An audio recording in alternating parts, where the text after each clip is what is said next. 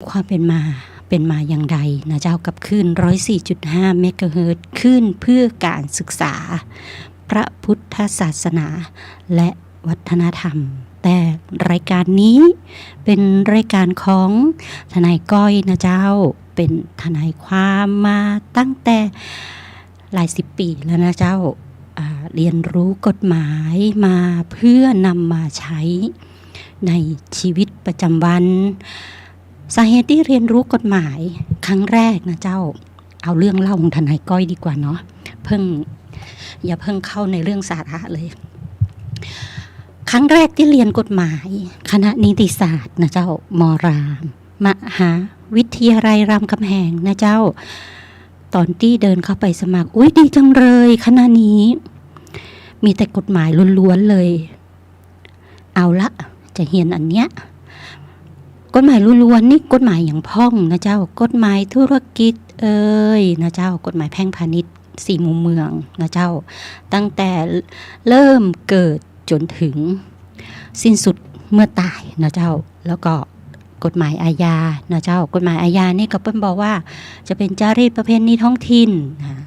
ก็เฮาก็ว่าหัวข้อแต่ละหัวข้อมันก็ชีวิตประจำวันของเฮาทั้งนั้นเลยมันก็น่าเรียนเนาะอันเฮาเตียวเข้าไปเรียนกฎหมายเลยดีกว่านะเจ้าและมีใจอยากเรียนกฎหมายมาตั้งแต่เริ่มเรียนม.5 นะเจ้าม.5 วัฒโนเรียนม.5 วัฒโนจบม.6 จะต้องสอบเข้ากฎหมายให้ได้แต่ปรากฏว่าความสามารถบ่ถึงนะเจ้าเอ็นทานบ่ติดเจ้าเมื่อเอ็นทานบ่ติดเฮาจะย่านใดดีปอบอกไปรามเลยลูกอยู่บ้านบ่ได้อยู่บ้านเดียวบ่มีองค์ความรู้จะท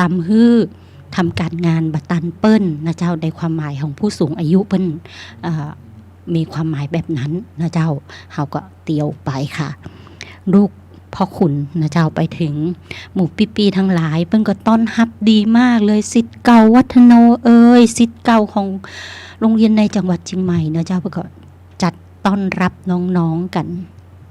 แต่ทนายก้อยก็บ่ได้แวะเข้าไปนะเจ้ามาแวะเข้าไปตอนปี2ไปตอนอาวุโสแล้วนะเจ้าก็เลยเข้าไปก็แม่เรียนปี1นี่ยังค่อยยังชั่วนะเจ้าก็ประมาณ40หรือเกือบ40แล้วนะเจ้าแต่ว่าบาตันพอปี2นี่เพื่อนเยอะเจ้าเริ่มรู้จักเพื่อนในหอนอกหอข้างเคียงนะเจ้าโอ้ยหลายคนเพิ่นก็บอกว่าก้อยไปเที่ยวทะเลกันไหมไปเจ้าก้อยไปเป็นเพื่อนหน่อยเขาหน่อยสิเขาจะไปกับคนนั้นไปนะคะไปไหนก็ไปไหนไปกันค่ะพอปี3หันมาแฮมกรรมเพื่อนจะจบ3ปีแล้วเฮาจะแย่อย่างใดดีเอาบ่ได้ละตอนนี้เฮาก็เลยต้องวินหลังตามเพื่อนนะเจ้าพอวินหลังตามเพื่อนปุ๊บก็ย้ายหอเจ้าไปอยู่คนเดียวเปิดปักกระตือนหนีมอรามนะเจ้าหนีมอรามกำแพงไปที่ไหนดีไปนิด้าเจ้าสถาบันบัณฑิตพัฒนาบริหารศาสตร์นะเจ้าเลยจะอยู่หน้าแฟตคลองจันทน์เขาก็ไปนั่งเอาหนังสือไปวางเห็นเล่มวันนี้อ่านวิชาอย่างวันนี้อ่านวิชานี้วาง1 เล่มนะเจ้า1 เล่มแล้วปรากฏอย่างนั่งพอมันบักถึงครึ่งชั่วโมงก็เลยเปิดไปเรื่อยๆเปิดอ่านจนเพลินอ่านเสร็จเที่ยงครึ่งบ่ายโมงได้เวลากินข้าวปิกบ้านปิกหอเจ้าว่าใช่ปิกบ้านปิกหอพักอยู่หน้ารามตรงซอยมหาไทยนะเจ้าก็ปิกหอพอปิกหอมาปุ๊บกินข้าวกินขนมอ่านนิยายเจ้าไปเจ้านิยายเจ้าการ์ตูนอ่านเป็นตั้งๆเลยหมดหานเลยก้าเจ้าอ่านนิยายหานนั้นอ่านจนหมดหานอยู่ 2-3 ปีนะเจ้าแต่ว่าปรากฏว่าทำแบบนี้1 เทอมนะเจ้า1 เทอมหรือว่า2 เทอมโดยประมาณโอ้โหปรากฏว่ากวาดมานะเจ้าพอขึ้นปี4 เทอม1ก็ได้100 กว่าหน่วยกิตทำเรื่องขอฝึกงานกับคณะนิติศาสตร์นะเจ้าขอฝึกงานเพิ่นก็ขึ้นไปฝึกตอนปี4 เทอม1 เฮาขอฝึกงานแล้วไปสะดุดหยุดลงตรงไหนบ่ฮู้ทนายก้อยก็งงอยู่ถ้าสะดุดหยุดลงตรงแถวสถานีรถไฟก็เลยบ่มีสติสตังที่จะเรียนนะเจ้าช่วงนั้นอ้ายบ่าวเสียเป็นคนจุดไฟนะเจ้าจุดไฟพอดีปู่ย่าตายายเปิ้นน้องของปู่ไม่ใช่ปู่ย่าตายายน้องของปู่เปิ้นก็บอกว่าปู่จะจุดเองลูกมานี่ให้ปู่จุดเองข้าเจ้าก็บ่ให้จุดนะเจ้าทนายก้อยมึงให้เปิ้นจุดเจ้าพอเปิ้นบ่ให้เฮาจุดเฮาก็ดื้อจุดพอเฮาจุดปุ๊บจิตสุดท้ายที่เฮารับรู้ตอนที่เฮาจุดไฟแล้วก็เพื่อที่จะให้อ้ายเฮาได้ละสรีระสังขารนะเจ้าปรากฏว่าเฮาก็คิดว่าจะดิ้นรนไปอีหยังดิ้นไปก็ตะอะดิ้นไปก็บ่ได้อีหยังสักอย่างแม้แต่ร่างกายก็บ่ได้ทุกอย่างสลายไปกับกาลเวลาเอาสลายก็สลายเลยหยุดไปจนถึงปีหยังปี7ก้ากึดได้แห่มกรรมโอ้ตายละเหลือก้าวิชาพื้นฐานภาษาอังกฤษเจ้าเหลือภาษาอังกฤษ2เหลือ SO สังคมศาสตร์เหลือวิชาง่ายๆทั้งนั้นเลยวิชาของปี1ประมาณ10กว่าหน่วยกิตนะเจ้าคอยังได้ก็บ่ผ่านจนปี8โชคดีท่านอธิการบดีหรือว่าคณะบดีทนายก้อยก็มาแน่ใจท่านอธิการบดีเปิ้นเปลี่ยนนโยบายจาก8ปีคือซ่อมได้ในเทอมซัมเมอร์แหมขอจบซัมเมอร์14หน่วยกิตเจ้าสุดท้าย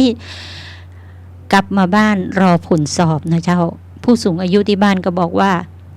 ลูกไปเรียนเสริมสวยบ่ลูกถ้าเรียนรำบ่จบแล้วเฮาไปเรียนเสริมสวยบ่ลูกไปก็ไปป้อเตรียมแล้วเจ้าเอกสารจะไปปรากฏว่าปิดกรุงเทพไปพอผลสอบผ่านจนได้เป็นนิติศาสตร์บัณฑิต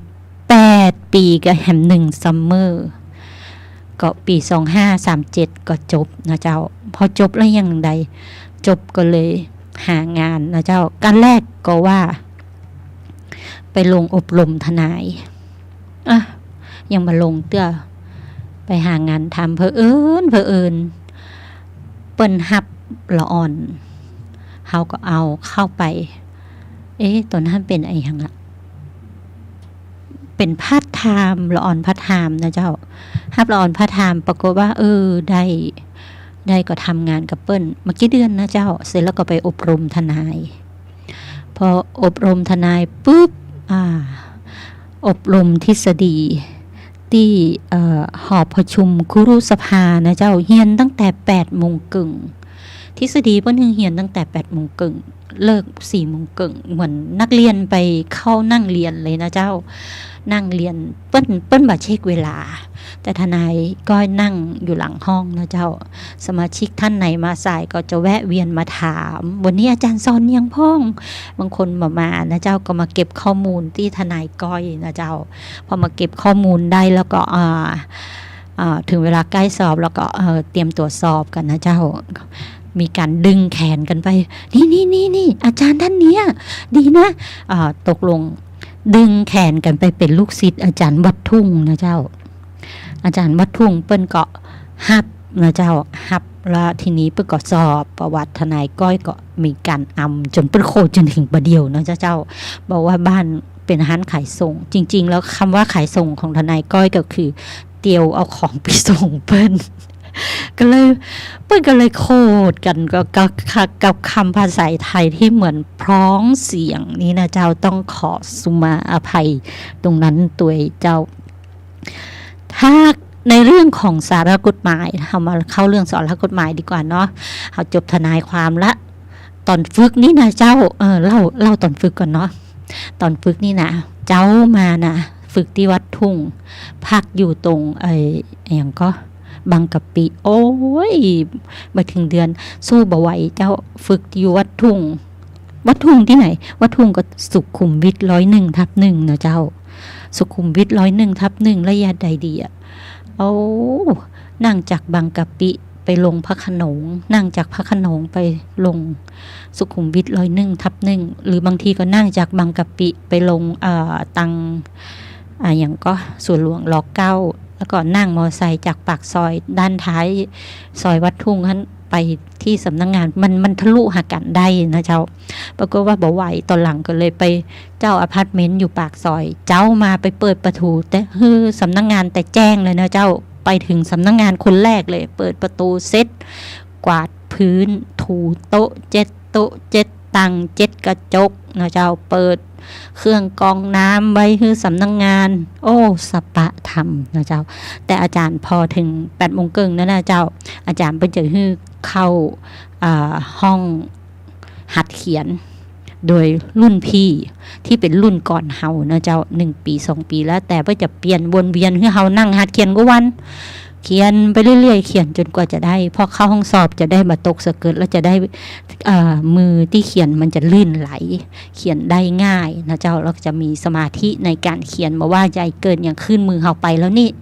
สมองเฮาไปมือไปเขียนมือคล่องนะเจ้าเลยสอบผ่านด้วยวิธีการฝึกของท่านอาจารย์วัดทุ่งนะเจ้าตรงนี้ต้องกราบขอบพระคุณอาจารย์ทำให้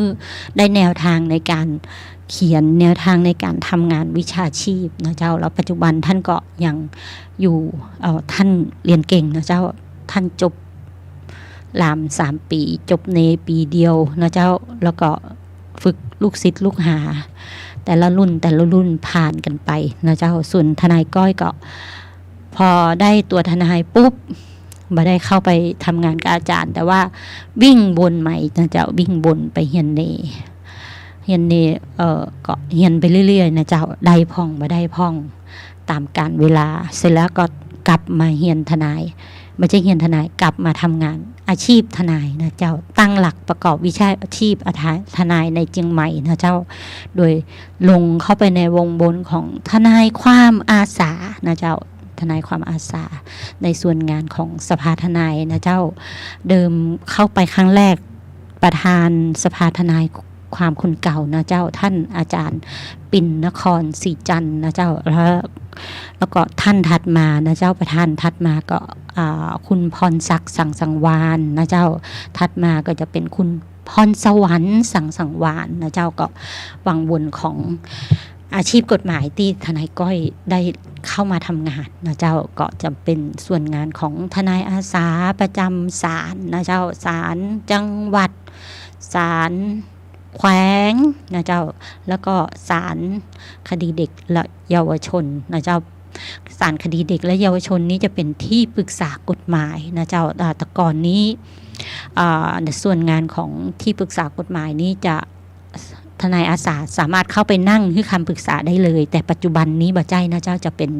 ต้องได้รับการอบรมนะเจ้าตามโครงการของที่ปรึกษากฎหมายของศาลเยาวชนเสียก่อนนะเจ้าพอได้รับตรงนั้นแล้วก็ถึงจะได้ใบประกาศออกมาแล้วก็เข้าไปลงชื่อเป็นที่ปรึกษากฎหมายในแต่ละศาลแล้วแต่ว่าเราจะอยู่มีภูมิลำเนาอยู่ในศาลจังหวัดไหนนะเจ้าแล้วก็ข้างเคียงแล้วแต่เราจะไปลงชื่อกับศาลนั้นๆนะเจ้าแล้วปัจจุบันนี้ก็มีศาลในจังหวัดเชียงใหม่เพิ่มเข้ามาก็คือศาลอาญาทุจริตและประพฤติมิชอบภาค5นะเจ้าศาลอาญาทุจริตและประพฤติมิชอบภาค5นี้จะเป็นศาลที่รับฟ้องข้าราชการนะเจ้าที่ประพฤติมิชอบจากการตรวจสอบของปปช.ปปท.นะเจ้าหรือปปป.อะไรลักษณะนั้นแต่ในลักษณะนั้นถามว่าชาวบ้านฟ้องได้ไหมฟ้องได้นะเจ้าแต่องค์ประกอบเงื่อนไขของกฎหมายต้องเป็นข้าราชการผู้กระทำความผิดต้องเป็นข้าราชการการเมืองนะเจ้าก็คือเอาผิดผู้กระทำความผิดที่ไม่ซื่อสัตย์สุจริตในงานราชการนั่นเองนะเจ้าตรงนั้นแล้วศาลจังหวัดนี้จะเป็นศาลที่รับฟ้องคดีแพ่งและคดีอาญาคดีแพ่งนี้จะต้องเป็นทุนทรัพย์ 300,000 บาทขึ้นไปนะเจ้าส่วนคดีอาญาก็ต้องเป็นโทษทางอาญาตามกฎหมายที่เขากำหนดอีกทีหนึ่งนะเจ้าตอนนี้ทนายก้อยก็ ถ้าเป็นคดีเล็กๆน้อยๆล่ะคดีเล็กๆน้อยๆก็เป็นศาลแขวงนะเจ้าศาลแขวงแต่ว่าคดีที่เป็นคดีที่ไม่มีทุนทรัพย์อย่างร้องขอรับรองบุตรนั้นนะเจ้าร้องขอรับรองบุตรนะเจ้าเป็นศาลคดีเด็กนะเจ้าศาลเยาวชนนะเจ้าศาลเยาวชนและครอบครัวศาลจะมีประจำจังหวัดแต่ละจังหวัดนะเจ้าศาลเยาวชนส่วนศาลแขวงจะเป็นคดีเล็กๆน้อยๆนะเจ้าคดีมโนสาเล่นะเจ้าหรือคดีแพ่งที่ทุนทรัพย์ไม่เกิน300,000นะเจ้าตรงนั้นโทษก็จำคุกเล็กๆน้อยๆนะเจ้าโทษปรับทั้งหลายนะเจ้าก็จะไปศาลแขวงตรงนี้เปิ้นจะถ้ามีศาลแขวงก็จะมีสำนักงานอัยการคดีศาลแขวงนะเจ้าแล้วก็ถ้าเป็นศาลจังหวัดก็จะเป็นสำนักงานอัยการจังหวัดนะเจ้าคือจะศาลแขวงกับศาลจังหวัดนี่จะแยกกันนะเจ้า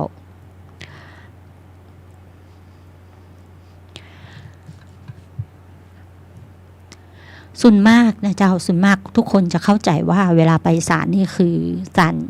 ที่ศูนย์ราชการแม่ริมบ่ใจนะเจ้ามันจะแยกศาลแขวงศาลคดีเล็กน้อยจะอยู่ที่ศาลแขวงแล้วก็จะมีโต๊ะมุมที่ทนายอาสานะเจ้าจะไปนั่งให้คำปรึกษากฎหมายส่วนของศาลจังหวัดนี่จะอยู่ด้านหลังศาลนะเจ้าของศาลแขวงนี่จะอยู่หน้าห้องไก่เกลี่ยข้อพิพาทชั้นขึ้นบันไดสูงๆขึ้นไปจะอยู่ชั้นนั้นเลยนะเจ้าจะจริงๆแล้วมันก็คือชั้น2ว่าชั้น3ถ้าขึ้นลิฟต์เป็นชั้น3นะเจ้าแต่เป็นเจ้าบ้านเดินขึ้นบันไดดังหน้ามันจะเหมือนเป็นชั้น1นั่นเองนะเจ้าแล้วขึ้นไปแห่งบันไดก็จะเป็นห้องพิจารณาคดีนะเจ้ามีศูนย์หน้าบัลลังก์อะไรอย่างลักษณะนั้นนะเจ้าของศาลแขวงแล้วจะมีคดีแห่งประเภทหนึ่งนะเจ้าคดีนักท่องเที่ยวต่างชาติมานะเจ้าเป็นผู้เสียหายฟ้องผู้กระทำความผิดที่เป็นคนไทยบางทีเปิ้นบ่สะดวกที่จะอยู่เมืองไทยแล้วอีนะเจ้าเปิ้นก็อาจจะจ้างมอบอำนาจนะเจ้าทนายทำก็เรียกค่าเสียหายว่ามีการทำพยานหลักฐานสอบสวนไว้ก่อนลักษณะนั้นนะเจ้าแล้วก็ทำคลิปวิดีโอถ่ายภาพพยานหลักฐานลักษณะนั้นมอบอำนาจไว้ได้หรือกรณีที่นักท่องเที่ยวเป็นจำเลยก็อีกรูปแบบหนึ่งจะมีศาลคดีนักท่องเที่ยวอยู่ตรงศาลแขวงนะเจ้ามันจะมีห้องรับคดีนักท่องเที่ยวอยู่ตรงกลางพอดีนะเจ้าเราเรื่องศาลและเรื่องอย่างต่อไปดีเรื่องของในลักษณะของผู้กระทำความผิดนะเจ้าผู้กระทำความผิดที่ตอนนี้อยู่ในหน้าหนังสือพิมพ์นะเจ้าอยู่ในหน้าหนังสือพิมพ์เรื่องของการกระทำในลักษณะของที่หนังสือพิมพ์ตอนนั้นเขาต้องฟ้องศาลอาญาคดีทุจริตประพฤติมิชอบนะเจ้าที่พนักงานตำรวจถูกยิงแล้วก็กำนันก็เป็นข้าราชการการเมืองนะเจ้าข้าราชการการเมืองท้องถิ่นก็ว่ากันไปนะเจ้าขึ้นศาลอาญาทุจริตนะเจ้าตรงนั้นเข้าเงื่อนไของค์ประกอบของศาลอาญาทุจริตทนายก็ยังไม่ได้ติดตามข้อได้จริงลงไปในรายละเอียดว่าตอนนี้ยังไปถึงไหนรอบหน้าเดี๋ยวเราค่อยเอาหนังสือพิมพ์มานั่งอู้กันเนาะว่าองค์ประกอบของกฎหมายที่เปิ้นข้อเท็จจริงเปิ้นติดตามกันแล้วว่ามีอะไรอย่างกันไปถึงไหนอย่างไรนะเจ้าตอนนี้ที่เปลี่ยนเจ้าพนักงานสอบสวนที่เป็นเจ้าของสำนวนนะเจ้าของสำนวนโดยลักษณะแล้วเปิ้นก็คงมองว่าเจ้าของสำนวนอาจจะเครียดเกินไปในลักษณะนั้นเพราะถูกถามถูกติงถูกซักทุกวันนะเจ้าเปิ้นก็เลยทนายก็มองว่าเปิ้นเปลี่ยนเพื่อให้แตะมือได้คลายความกังวลกันมั่งและอาจจะประสานการทำงานในลักษณะข้อเท็จจริงเป็นไปบ่ได้หรอกค่ะที่ว่าเจ้าของสำนวนเดิมจะไม่ได้เข้ามายุ่งเกี่ยวเปิ้นต้องง่ายคือเป็นพยานแวดล้อมที่มีหน้าที่ทำการสอบสวนในการตรวจสอบพยานหลักฐานตรงนั้นแห่งกรรมหนึ่งเราติดตาม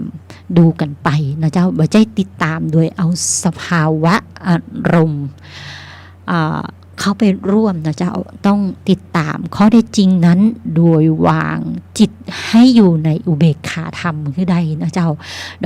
นำองค์ความรู้ของหลักพระพุทธศาสนาในเรื่องอริยสัจสี่นะเจ้าก็คือเมตตากรุณามุทิตาอุเบกขาแล้วก็สี่ครบแล้วนี่องค์สี่เมตตากรุณามุทิตาอุเบกขาสี่องค์ท่านผู้ไม่ใช่ผู้ช่วยสี่ผู้ช่วยจะเป็นท่านพระพิเชษพระอาจารย์ดรมนตรีของวัดนันทรามนะเจ้า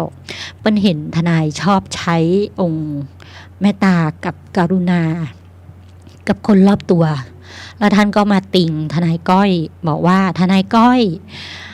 องค์สี่เนี่ยของศีลสี่ข้อตรงเนี้ย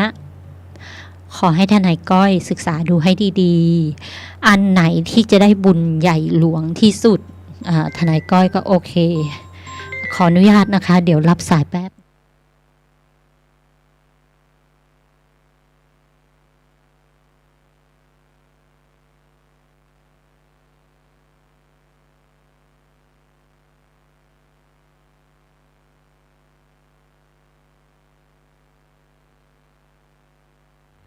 โอเคค่ะต้องขออภัยรับสายโทรศัพท์เนื่องจากว่า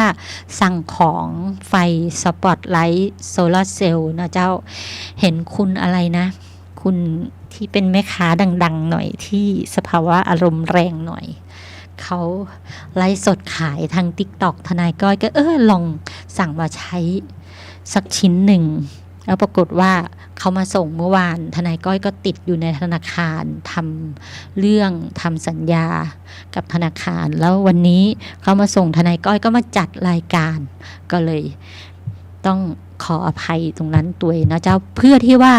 พอดีไฟกิ่งตรงที่หน้าบ้านทนายก้อยนะเจ้ามันมามี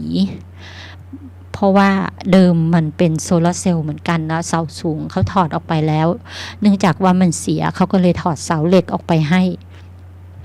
ก็เลยเป็นพื้นที่ว่างทนายก็เลยจะเอามาติดแทนเผื่อที่ว่าจะได้เปิดเป็นไฟทางให้คนเดินจะได้สะดวกแล้วก็ไม่เกิดอุบัติเหตุในการเดินไปเดินมาไม่ตกฟุตบาทไม่ตกสะพานลอยตรงนั้นก็ว่ากันไปแล้วเจ้าจะได้สะดวกกันทั้งคนเดินแล้วก็คนเอาไปติดก็จะได้มีไฟสว่างด้านหน้าปลอดภัยจากขโมยขโจรทั้งหลายนะเจ้าปกติแถวชุมชนหน้าร้านทนายก้อยก็ไม่ค่อยมีพวกนี้นะเจ้าก็เอาง่ายๆติดเพื่อให้ความสะดวกกับเจ้าบ้านในการเดินไปเดินมานะเจ้าจะได้เห็นทางกันตรงนั้นตะกี้เล่าเรื่องถึงไหนละเรื่อง สะดุดไปหน่อยนึงคนเดียว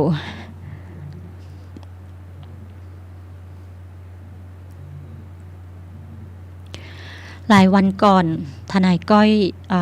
ได้มีผู้ขอคำปรึกษานะเจ้าผู้ขอคำปรึกษาบอกว่าเนื่องจากว่าเจ้าหนี้โทรมาทวงในเวลา1 ทุ่ม2 ทุ่มตรงนี้ทนายก้อยบอกว่าพูดกับเขาดีๆแจ้งกับเขากลับไปนะคะนี่คือช่วงเวลาของการอยู่พักผ่อนถ้าจะโทรมาทวงโทรมากลางวันแล้วก็ถ้ามีก็แจ้งเขาบอกว่าจะผ่อนยังไงชำระให้เขาอย่าใช้คำว่าไม่มีไม่หนีไม่จ่ายนะคะมีไม่หนีแต่มีน้อยก็ผ่อนไปชำระตามน้อยนะคะพอถึงเวลาจังหวะที่เรามีมากเราก็อาจจะโปะได้นะคะช่วงนี้หนูขออนุญาตขอสัก200-300 500ไปก่อนพอที่ได้งานทำแล้วก็ขอชำระโปะปิดในลักษณะนั้นจะดีกว่านะคะดีกว่าที่ว่าหลบหน้าหลบตาคนโทรมาก็หงุดหงิดเพราะว่าเราเอาของเขาไปเอาเงินเขาไปแล้วคนถูกทวงก็หงุดหงิดจะทำยังไงต่อนั่นนะสิลักษณะนั้นนะเจ้าเฮาก็บ่ฮู้จะแย่อย่างใดกันต้องแก้ไขในระบบชีวิตใหม่นะเจ้าเริ่ม1ตั้ง ตั้งต้นศึกษาเรียนรู้ชีวิตตัวเองว่าถนัดในงานไหนถนัดเป็นแม่ค้าก็ต้องไลฟ์นะหัดไลฟ์ที่จะขายอะไรขายสินค้าหรือว่าขายความรู้นะเจ้าถ้าขายความรู้นำองค์ความรู้นั้นมาเผยแพร่นะเจ้าแล้วเก็บค่าที่ปรึกษากฎหมายเก็บค่าที่ปรึกษาในการทำงานวิชาชีพนั้นๆวันนี้จะสอนองค์ความรู้ในเรื่องอะไรนะคะองค์ความรู้ในเรื่องการตำจิ้นแห้งนะเจ้าที่หอคำนะเจ้าที่หอคำหลังสามกษัตริย์นะเจ้าหอคำหลังสามกษัตริย์เป็นอาคารสพทเก่าท่านอาจารย์นายกสมาคมสหธรรมนะเจ้าสหธรรมแปลว่าอย่างก็คือหมายนักศิลป์นักธรรมทั้งหมดมารวมกันนักศิลป์นักธรรมทั้งหมดนี่เป็นพระหรือเปล่าบ่ใจพระนะเจ้าต้องเป็นคนที่เคยบวชเรียนมาแล้วและได้ลาสิกขาบทนะเจ้าอย่างน้อยๆ1 เดือน2 เดือน3 เดือนก็แล้วแต่เป็นห้องว่าน้อยนานจังหวัดเชียงใหม่นะเจ้าเปลี่ยนจากน้อยนานจังหวัดเชียงใหม่เป็น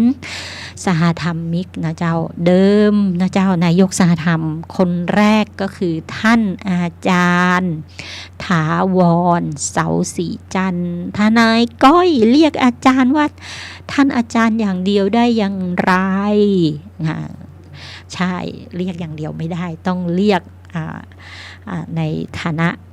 เขาเรียกว่าศัพท์ทางวิชาการเนาะรองศาสตราจารย์พิเศษเถาสาวปะแลดละรองศาสตราจารย์พิเศษถาวรเสาศรีจันทร์นะเจ้าและท่านก็เป็นนายกสาธรรมคนแรกนะเจ้าจากนั้นก็คนที่สองจะเป็นท่านอาจารย์วันลบนะเจ้านามวงพรมนะเจ้าท่านอาจารย์วันลบนามวงพรมนี้ก็เป็นนานมาก่อนเนี่ยเจ้าเคยบวชเรียนมาก่อนแล้วตอนหลังก็ลาสิกขาบทออกมาแต่ปัจจุบันนี้ก็ทำงานให้กับสังคมหลายรูปแบบที่โดดเด่นเห็นชัดก็คือเป็นตัวแทนไกลเกลี่ยในศาลแขวงนะเจ้าในศาลอื่นๆด้วยนะเจ้าศาลแขวงแล้วก็ได้เป็นผู้ไกลเกลี่ยอันดับ1ของประเทศไทยด้วยนะเจ้าไปรับรางวัลที่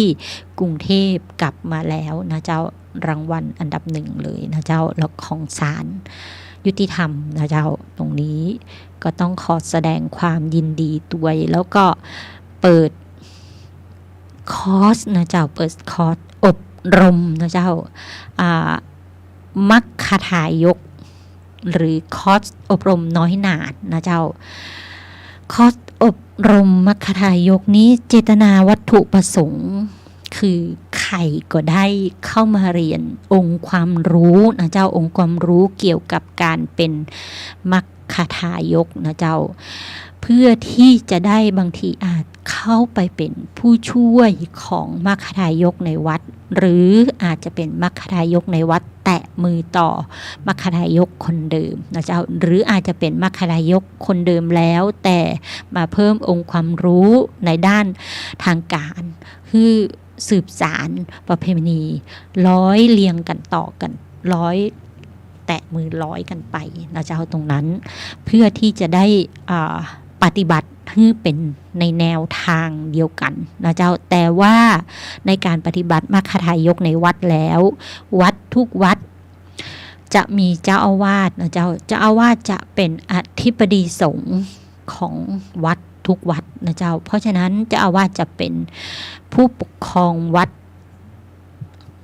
ในการวางแนวทางปฏิบัตินั้นก็เอาตามวัฒนธรรมประเพณีของวัดแต่ละวัดนะเจ้าเสร็จแล้ว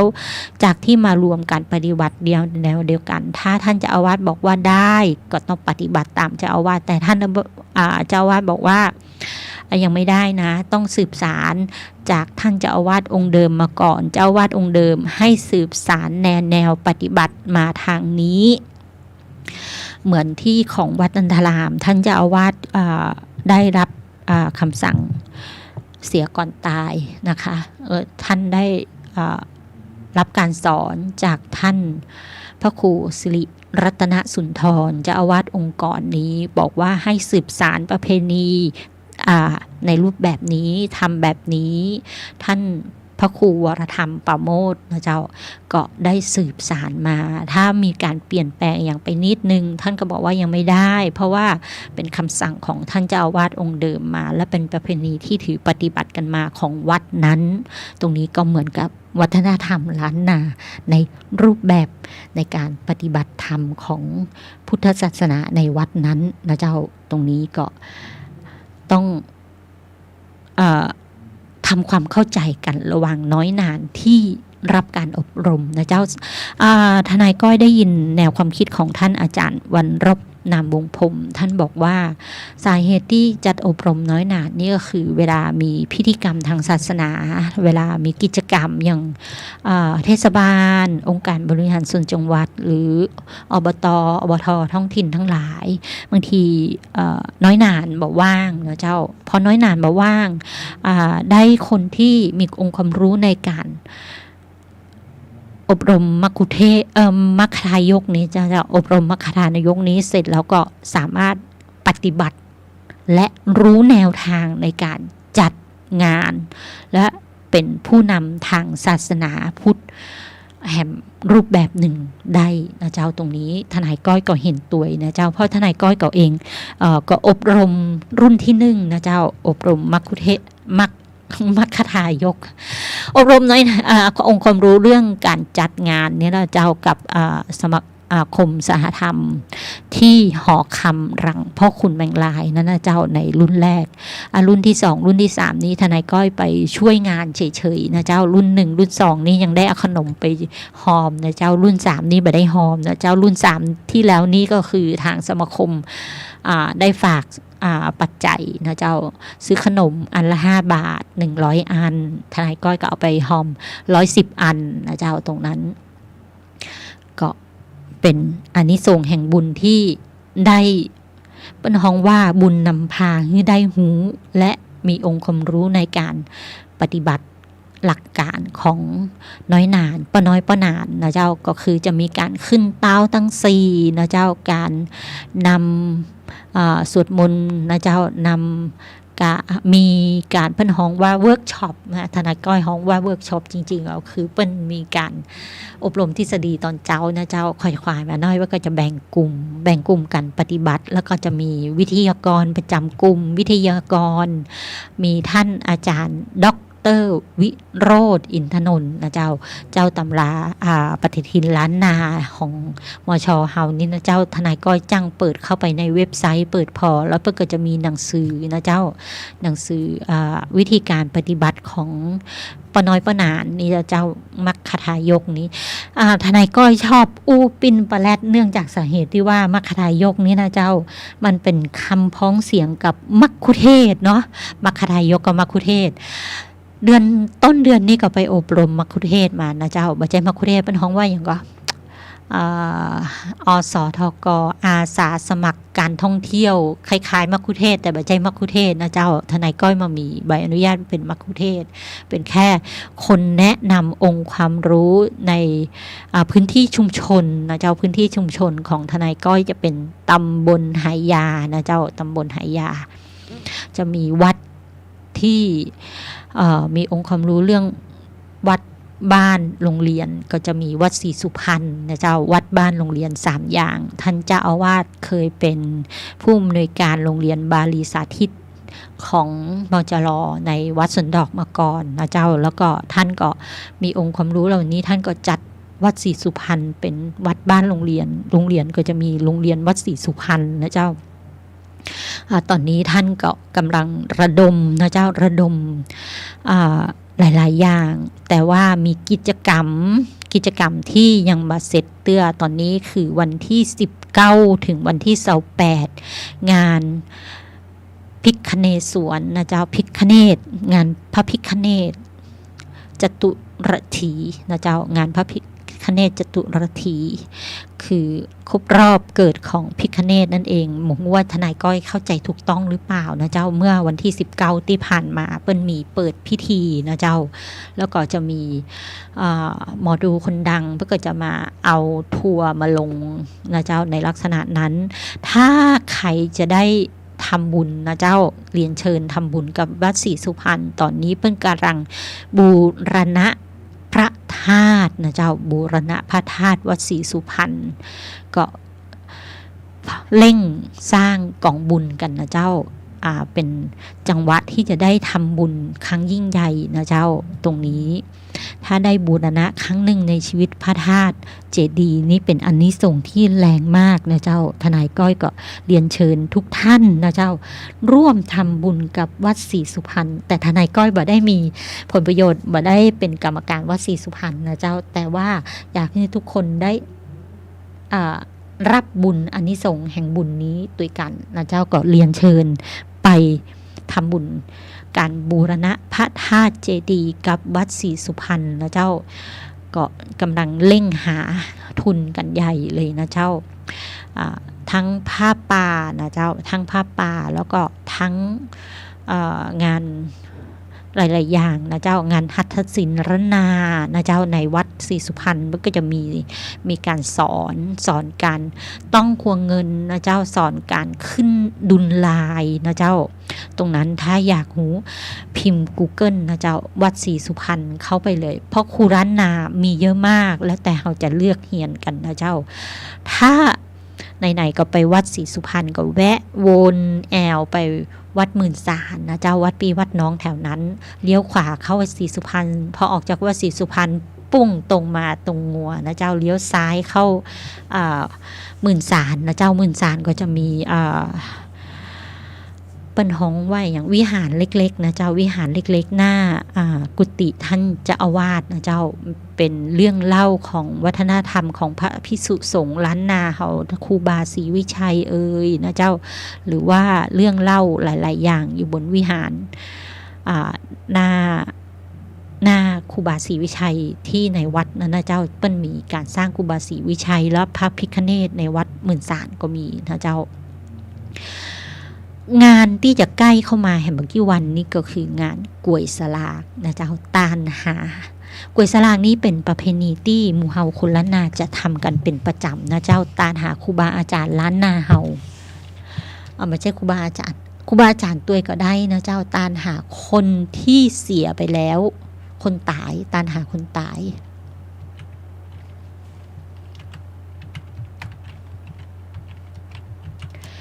ของวัดนันทารามนี่จะจัดในวันที่1นะเจ้าวันที่1ที่จะถึงแห่มเมื่อกี้วันนี้นะเจ้าแห่ม7วันเดือนนี้มี30วันนะเจ้า30วันแห่ม7วันวันที่1กวยสลากของวัดนันทารามวันที่1กวยสลากของวัดหมื่นสารนะเจ้ากวยสลากของวัดหมื่นสารจะเป็นวันที่8เป็นประเพณีทำบุญให้คนตายนะเจ้าทำทานให้คนเป็นแต่กวยสลากทำบุญให้คนตายสลากกพัดเป็นประเพณีในทางพระพุทธศาสนาที่สืบต่อกันมาตั้งแต่โบราณนะเจ้าพุทธกาลเฉพาะภาคเหนือจะเรียกประเพณีต่างๆในแต่ละท้องถิ่นก็มีกินข้าวสลากกินกวยสลากกินสลากก็แล้วแต่ว่าบ้านไหนจะฮ้องกันนะเจ้าต้านกวยสลากส่วนมากเพิ่นจะทำกันเดือน12เหนือถึงเดือนยี่เหนือนะเจ้าหรือ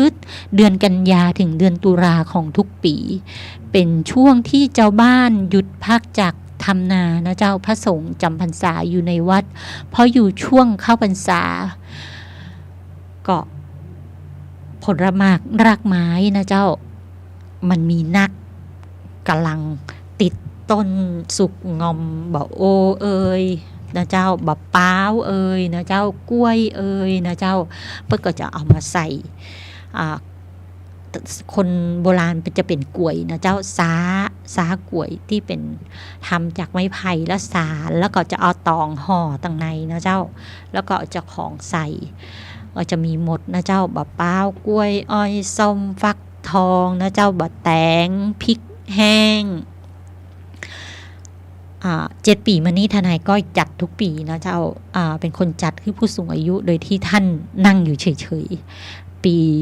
46ว่าปี45ทนายก้อยกลับมาบ้านทนายก้อยจัดบะจ้างสักอย่างดูท่านจัดนะเจ้าแต่ปัจจุบันนี้ทนายก้อยเป็นคนจัดทุกอย่างไว้พร้อมแล้วที่บ้านก็จะเปิ้นก็จะทำ3อย่างนะเจ้ากล้วยสลากตานหาญาติพี่น้องที่ล่วงลับ1กล้วยก็คือทนายก้อยสว่าทนายก้อยมีคุณปู่นะเจ้าก็จะมีกล้วยสลากตาลไปทางบ้านคุณปู่นะเจ้าแล้วก็กล้วยสลากแหมกล้วยตาลไปทางบ้านคุณตานะเจ้าก็คือ2อันละแหมอันก็คือแหมกล้วย1จะเป็นกล้วยที่ตาลหาเทวบุตรเทวดานะเจ้าเปิ้นทำ3กล้วยใหญ่ๆเลยทนายก้อยโอ้จัดแล้วเปิ้นก็จะจัดใส่มีหวีตัวเนี่ยเจ้ามีหวีมีจานมีจ้อนมีสมุดปากกาดินสอทนายก้อยว่าจะเอาหวีใส่ไปหยังทนายก้อยยังงงตุ้เจ้าเป็นใจหวีบ่ได้ทนายก้อยก็นอเปิ้นตานหาคนเก่าตานหาคนที่ล่วงลับไปแล้วถ้าอุปกรณ์ของบ่พร้อมนั่นแสดงว่าเพิ่นจะมามีของใจที่พร้อมเพราะฉะนั้นเวลาตาลแล้วต้องพร้อมสับทุกอย่างอยู่ใน1กล้วยนะเจ้าแล้วก็ทุกครั้งก็เอาไปวัดนี่จะกลายเป็นกล้วยโจกแล้วเพิ่นอย่างฮ้องว่ากล้วยโจกเพิ่นก็จะมีการจับฉลากจับเส้นนะเจ้าเลือกเอาได้หมายเลขตะใดนะเจ้าแล้วเพิ่นก็เอาไปจับฉลากใครได้ไปก็จะได้กล้วยของเฮาไปสมมุติว่าเฮาได้หมายเลข12คนที่มาเหมือนจับของขวัญเลยทนายก้อยมองว่ามันเป็นจับของขวัญแต่ว่าเปิ้นบอกว่ามันเป็นการตาลเส้นและแหมรูปแบบในการตาลนะเจ้าตาลคือย่งตาลก็คือเอาไปประเคนให้พระภิกษุสงฆ์แล้วก็กรวดน้ำถวายกรวดน้ำขอพระภิกษุสงฆ์กรวดน้ำอุทิศส่วนกุศลไปให้ญาติพี่น้องผู้ล่วงลับนะเจ้าเทวบุตรเทวดาที่เปิ้นอยู่เบื้องบนเบื้องซ้ายเบื้องขวาเบื้องล่างให้ถึงพร้อมทุกสับทนายก็จะทำแบบนี้ทุกปีเลยนะในช่วงที่เปิ้นมีกล้วยสลากสมัยตะก่อนก็มีหลายขนาดหลายแบบตามความคิดสร้างสรรค์ของแต่ละคนนะเจ้าทนายก้อยปิกมาที่บ้านทนายก้อยใจวิธีเปิ้นเอาอย่างเปิ้นบัดใจกล้วยเปิ้นบอกว่าเอากล้วยไปเอาไปทิ้งกลายเป็นขยะเปิ้นก็เอาเป็นกะละมัง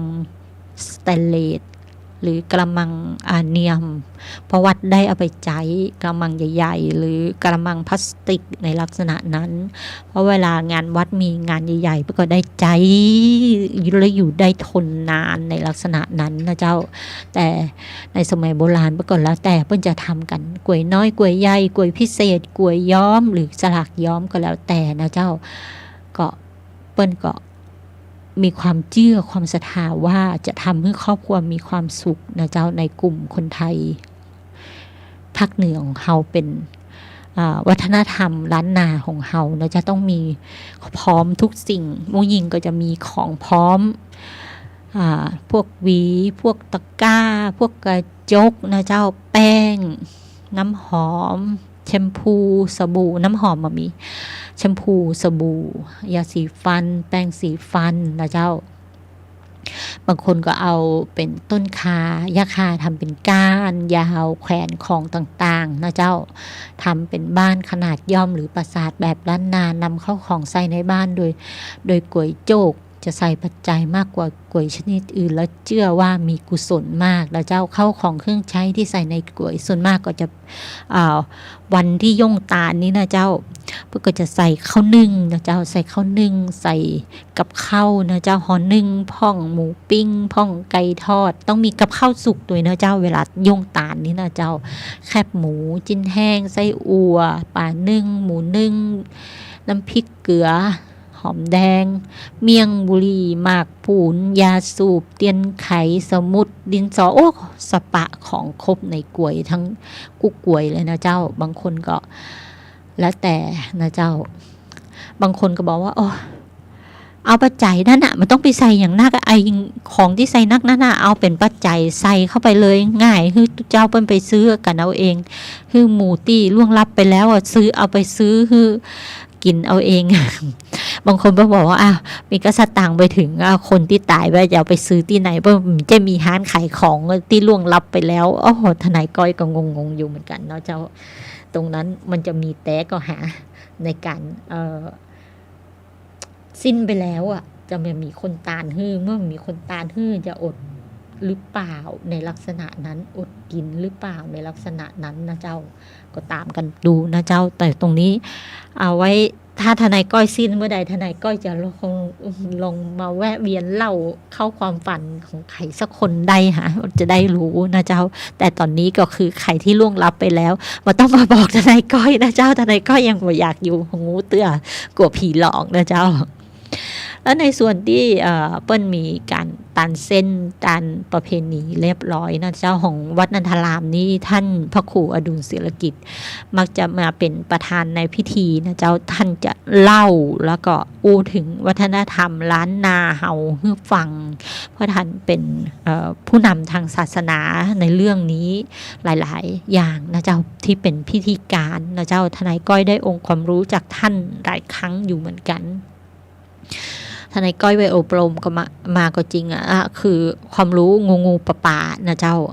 ตรงนี้นะเจ้าตรงนี้มันเกี่ยวข้องอะไรกับสาระกฎหมายเกี่ยวข้องตรงที่ว่า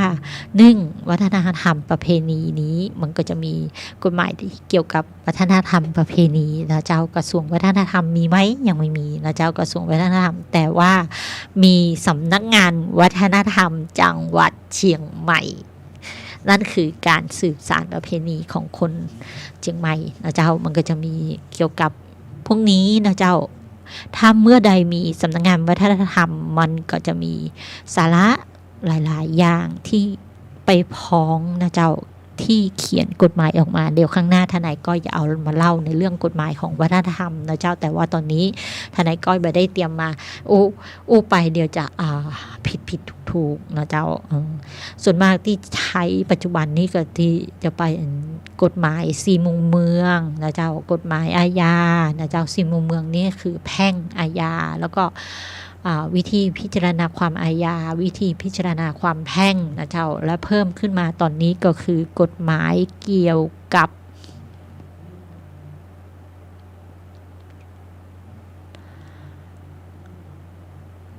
ศาลอาญาทุจริตนะเจ้าเป็นกฎหมายพิเศษที่ได้ใช้เรื่อยๆบางครั้งแต่ที่เพิ่มขึ้นมามันมีมาก่อนนานแล้วนะจ๊ะไม่ใช่เพิ่มขึ้นมาตอนมีตั้งแต่ปี4กว่า4ประมาณ41หรือว่า42ทนายก้อยไม่แน่ใจนะกฎหมายทรัพย์สินทางปัญญานะเจ้าแล้วก็กฎหมายปกครองกฎหมายแรงงานกฎหมายพิเศษพวกนี้นะเจ้าเพิ่มเข้ามานั่นเองตรงนี้ก็ว่ากันไปตามการทำงานนะเจ้ากฎหมายพิเศษที่เพิ่มขึ้นมาเนื่องจากว่ามันมีลักษณะงานที่เกี่ยวกับองค์ความรู้ของเจ้าบ้านหมู่เฮาอย่างร้องรำทำเพลงเนี้ยมันเป็นกฎหมายอย่างกฎหมายเกี่ยวกับทรัพย์สินทางปัญญาเจ้าแล้วก็กฎหมายปกครองก็คือการที่ข้าราชการเจ้าพนักงานฝ่ายปกครองเนี่ยเจ้าทำงานแล้วในการทำงานนั้นคำสั่งของเจ้าพนักงานทางฝ่ายปกครองไปกระทบสิทธิ์ของเจ้าบ้านเป็นห้องว่ากระทบสิทธิ์ของประชาชนนะเจ้าแล้วกฎหมายทรัพย์สินทางปัญญาเนี่ยเจ้าของสิทธิ์เป็นผู้ฟ้องผู้ละเมิดกระทำละเมิดหรือเจ้าของสิทธิ์ไปละเมิดสัญญาที่ได้ให้ผู้อื่นซื้อสิทธิ์ทรัพย์สินทางปัญญานั้นไปใช้แต่ว่าเจ้าของสิทธิ์กลับนำมาใช้โดยที่ทั้งที่เขียนไว้ว่าบางทีเจ้าของสิทธิ์นำไปให้คนอื่นใช้นอกจากผู้ซื้อสิทธิ์คนนั้นแต่ผู้เดียวในลักษณะนั้นนะเจ้าก็คือฟ้องกันไปฟ้องกันมาก็ในเรื่องของทรัพย์สินทางปัญญาศาลทรัพย์สินทางปัญญาจะอยู่ที่กรุงเทพนะเจ้าของเชียงใหม่นี่จะมีแต่ศาลแรงงานนะเจ้าศาลแรงงานนี่มีทุกภาคนะเจ้าทุกภาคศาลอาญาทุจริตก็มีทุกภาคนะเจ้าบ่มีทุกจังหวัด ที่มีทุกจังหวัดก็คือศาลจังหวัดกับศาลแขวงนะเจ้าแต่ในเชียงใหม่นี่ศาลจังหวัดมี3จังหวัดนะเจ้าทำไมมี3จังหวัดเป็นชื่อศาลที่รับฟ้องในคดีที่ทุนทรัพย์เกิน300,000นะเจ้าคดีแพ่งทุนทรัพย์เกิน300,000ก็จะมีศาลจังหวัดฝางสาเหตุที่ตั้งศาลจังหวัดฝางเพราะว่าในลักษณะของการเดินทางนะเจ้าอำเภอฝางเป็นอำเภอใหญ่แล้วก็พื้นที่กว้างนะเจ้าเปิ้นจะขับรถมาในอำเภอเมืองมันก็ไกลก็เลยเพิ่มเป็นศาลจังหวัดนะเจ้าทุนทรัพย์ก็ฟ้องที่ศาลจังหวัดได้บ่เกินเกิน300,000ฟ้องศาลจังหวัดแต่ถ้าศาลแขวงตอนนี้ในเชียงใหม่มี2ศาลนะเจ้าก็คือศาลแขวงเชียงดาวนะเจ้าเชียงดาวหรือเปล่าทนายก้อยงงอยู่มาแน่ใจศาลแขวงในเชียงใหม่มี2ศาลทนายก้อยเอาแม่นๆชัวร์ๆนะเดี๋ยวขายหน้าขายตานะจะบอกให้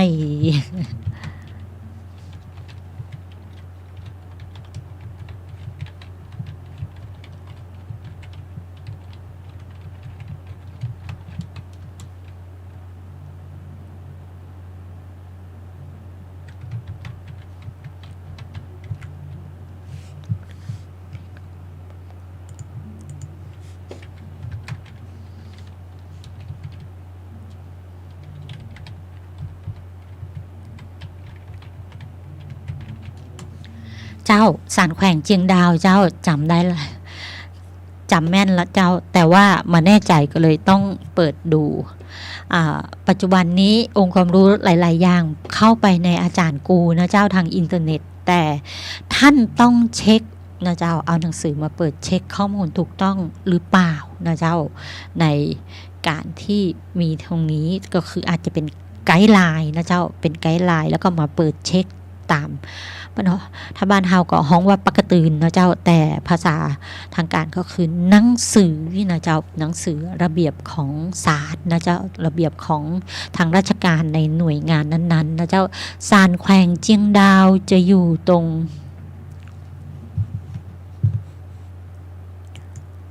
ตำบลเชียงดาวนะเจ้าศาลแขวงเชียงดาวจะอยู่ตำบลเชียงดาว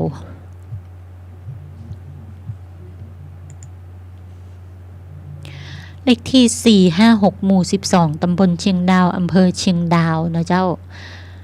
แล้วก็จะมีศาลแขวงเชียงใหม่นี่จะอยู่ตรงเซ็นทรัลเฟสนะเจ้าก็มี2ที่แต่ว่าศาลจังหวัดเชียงใหม่มี3ที่ก็คือศาลจังหวัดฝางศาลจังหวัดเชียงใหม่ตรงแม่ริมนะเจ้าแล้วศาลจังหวัดฮอตนะเจ้า3ที่เพราะว่าผู้บริหารก็มองว่าทุกคนลงจากดอยมากว่าจะมาถึงศาลจังหวัดก็ไกลมากนะเจ้าเพราะฉะนั้นถ้าฮอตก็มาจากทางอมก่อยทางจอมทองตรงนั้นก็เข้าศาลจังหวัดฮอตนะเจ้าแต่ถ้าศาลจังหวัดเชียงดาว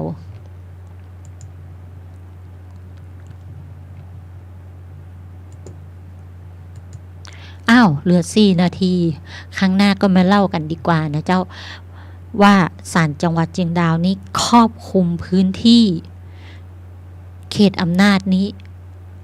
จังหวัดไหนพ้องนะเจ้า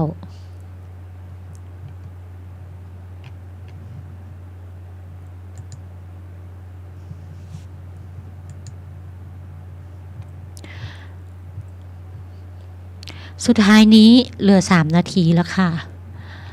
ก็ศาลเป็นหน่วยงานที่อำนวยความยุติธรรมเพื่อสร้างความเสมอภาคเท่าเทียมกันทางสังคมนะเจ้าแต่ถ้าได้รับความเดือดร้อนแรกสุดต้องไปสำนักงานตำรวจก่อนนะเจ้าสถานีตำรวจในพื้นที่ที่เกิดเหตุนะเจ้าอย่าเพิ่งหมดกำลังใจกันนะเจ้าเพราะว่า